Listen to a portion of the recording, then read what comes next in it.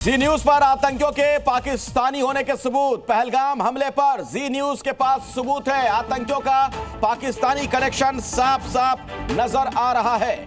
आतंकियों के पास से लाहौर का वोटर आईडी मिला है। बायोमेट्रिक डेटा भी बरामद कर लिया गया। कराची की चॉकलेट आतंकियों के पास से मिली है।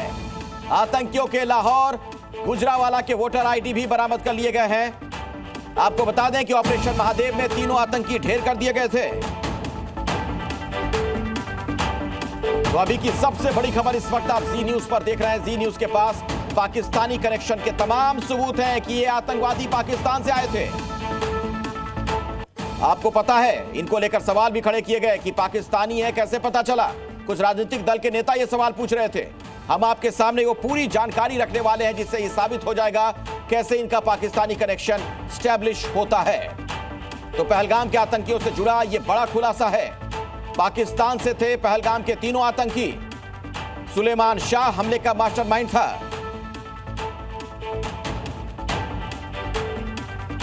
और आइए ये पूरी जानकारी अब हम आपको डिटेल में देते हैं। ये मेरे पीछे जो आप स्क्रीन देख रहे हैं, इस पर एक एक करके इन आतंकियों के बारे में पूरी जानकारी दी जाएगी और ये कनेक्शन कैसे एस्टैब्लिश हो रहा है वो हम आपको समझाने जा रहे हैं। इनके पास से जो वोटर आईडी की बरामदगी हुई है उस पर साफ तौर पर यह लिखा हुआ है कि वो पाकिस्तान की आईडी है। ये जो तमाम प्रमाण आपके सामने रखे जा रहे हैं और इसमें आपको एक सीरियल नंबर भी नजर आएगा जिससे वो चीज और ज्यादा स्पष्ट हो जाएगी जो मैं आपको दिखाने की कोशिश कर रहा हूं।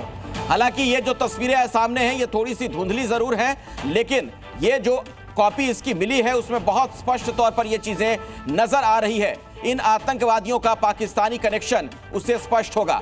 क्या क्या मिला है वो मैं आपको बता दूं, कैसे पाकिस्तान से ये है, ये बात साफ हो रही है। जिन चीजों की बरामदगी हुई वो भी विस्तार से हम आपको बताएंगे। और हमारे साथ इस पूरे मामले में पूरी जानकारी के साथ हमारे कई सहयोगी भी जुड़ रहे हैं। उनके पास मैं आपको लिए चलूंगा। सबसे पहले खालिद के पास चल लेते हैं। क्या और पता चल रहा है, क्या अपडेट्स आपके पास हैं?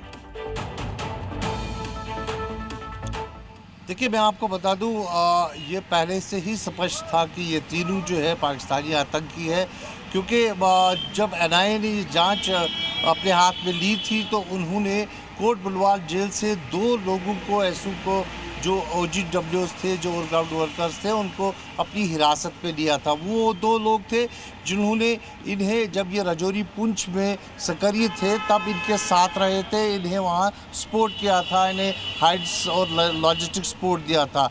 तो उनसे जो बातचीत हुई थी उससे स्पष्ट हुआ था कि ये दो, खासकर सुलेमान की बात करें और यासिर की बात करें, वो दोनों जो है पाकिस्तान के हैं और वो बातचीत वहीं पे साफ हुई थी उनके पास। उनसे जब इंट्रोगेट किया गया तो उन्होंने साफ एनआईए को कहा था कि ये जो है आतंकी जो है ये पाकिस्तानी है। दूसरा, जब इन्फिल्ट्रेट होता है उसके बाद जब ह्यूमन इंट कलेक्ट किया जाता है और उसके बाद जो यहाँ की जांच होती है इंटेलिजेंस की, उस रिकॉर्ड में भी ये क्लियर कट था कि ये तीनों जो है पाकिस्तान के थे और सेंट्रल कश्मीर में अब ऑपरेट कर रहे थे। कई जगहों पर इनके मूवमेंट्स देखी थी, दाची गांव में, गांदरबल में जब हमला हुआ था तब भी इनके फुटप्रिंट्स वहाँ दिखे थे।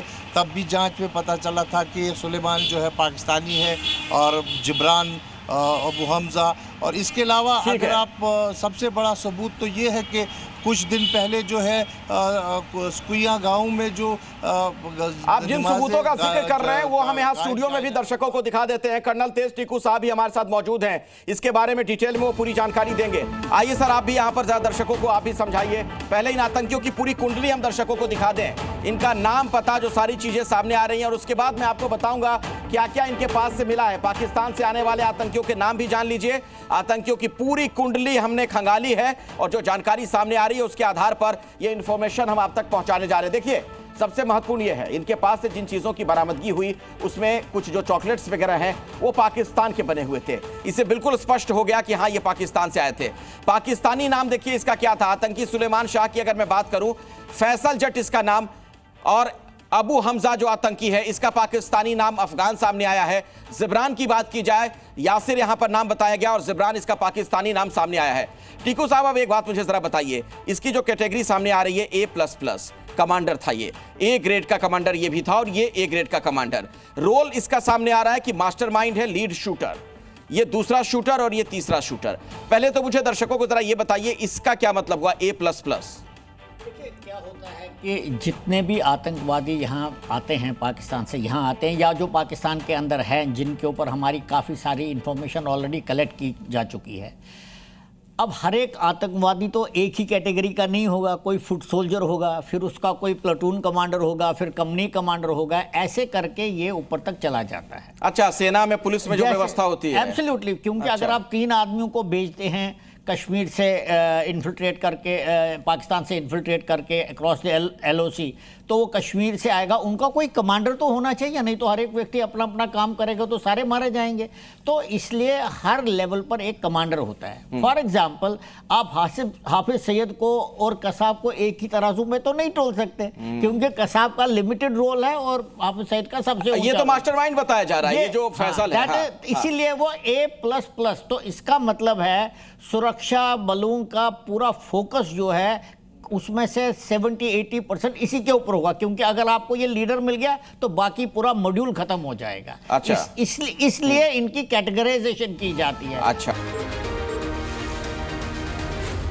Z News.